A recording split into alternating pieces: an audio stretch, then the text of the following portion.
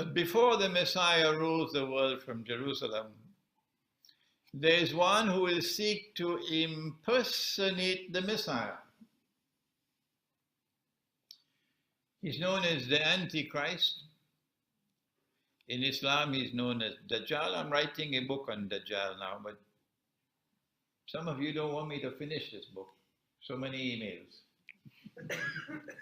So I have to keep on replying. I regret I cannot respond while I'm writing my book.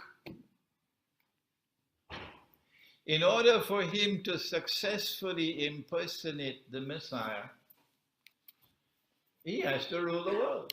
He has to rule the world.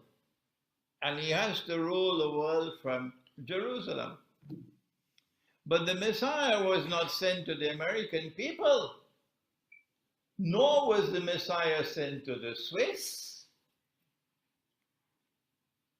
The Messiah was sent to the Israelite people, the Jews. And so they have to be convinced that you are the Messiah if you want to make a claim. In order for him to convince the Jews that he is the Messiah, and you've read Jerusalem in the Quran, you'll be familiar with this eschatological analysis. Number one, he has to liberate the Holy Land for the Jews. He couldn't do that so long as the world of Islam had a caliphate. So long as the world of Islam had Darul Islam, one consolidated mass, a mighty army.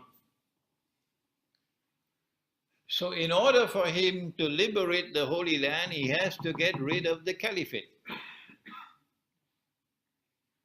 He did it with exquisite design. Exquisite design. An institution which has been there in the world of Islam for 1400 years. How to get rid of it? It is part of the deen, the religion, how to get rid of the caliphate. And then get the Muslims to forget the caliphate. Of course, that's what television does. What he did was to create the Ottoman Empire, Dajjal. If you are a supporter of the Ottoman Empire and you cannot as yet read history, I suggest you go back and study your book. The Ottoman Empire was then empowered with a power that could not be matched by its enemies. No. Where did it get that power from? And then the Ottoman Empire expanded until it took Arabia and took Mecca and Medina, and then claimed the caliphate. And then took the caliphate out of the Arab world and carried it to the capital city of the Orthodox Christian world. There are many things that are strange that occurred in history. This one beats them all. To take the capital of the world of Islam and go and pack it up in the capital of the Orthodox Christian world, this one beats them all. And then when the Ottoman Empire collapsed, the caliphate collapsed with it. That was the grand design.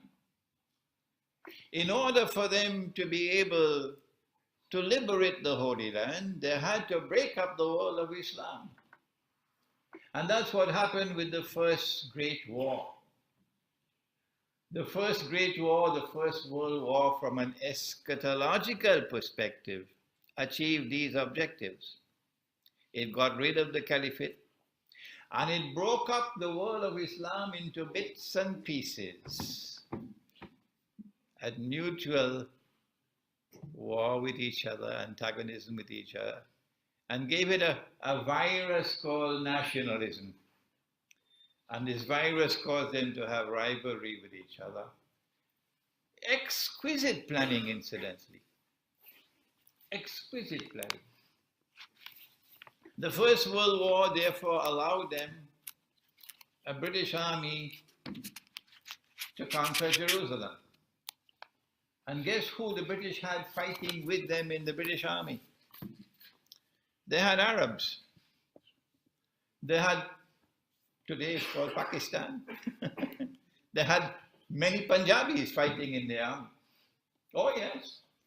I mean, you have to give Jack his jacket. The British were brilliant in making fools of these people. And they're doing it again today now with ISIS.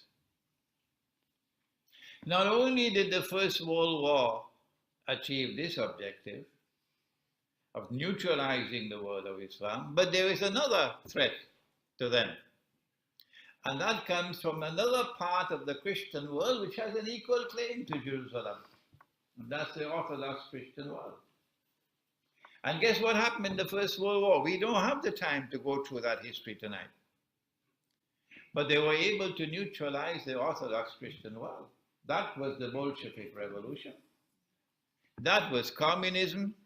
And that was the world's first atheist state, which waged war on the Orthodox Christian people, destroying their monasteries, destroying their churches, killing them, slaughtering them, pushing atheism down their throats. That was the Soviet Union. And so both the two possible threats to them were neutralized. The First World War. Was it 20 million Russians were killed in the First World War? Then came the Second World War. If we look at it from an eschatological perspective, Britain now has control over the Holy Land. Britain is the mandate power. And while pretending to keep the European Jews out, Britain is allowing them in. Before Israel could be born in 1948, you had to have a Second World War. So the First World War had to come to an end in such a way that there's unfinished business. And so they imposed humiliating conditions on Germany in the Treaty of Versailles, I believe it was. And so they sowed the seeds for Germany to want revenge, for a Hitler to emerge eventually, because the German people felt very, very, very much hurt over the unjust way they were being treated. When the Second World War took place, the objective of the Second World War is, number one, to allow the State of Israel to come into being. But before the State of Israel comes into being, you must have a United Nations organization and a Security Council for world government to protect Israel. World government to protect that baby who's about to be born. You need the International Monetary Fund for the financial slavery that we now have. So they had all of these things put in place at the end of the Second World War. The Second World War was also fought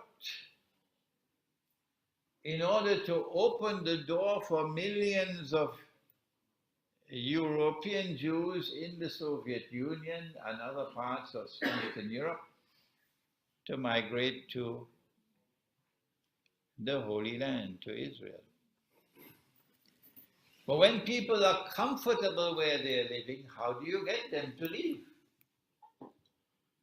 How do you get the French Jews to leave France and go back to Israel? They don't want to go to Israel. The Jews who are living in France today, they don't want to go. So how do you get the Jews to leave France and go back to Israel? You've got to do something. I ask those who are Jews to think. If you're a Jew, I ask you to think.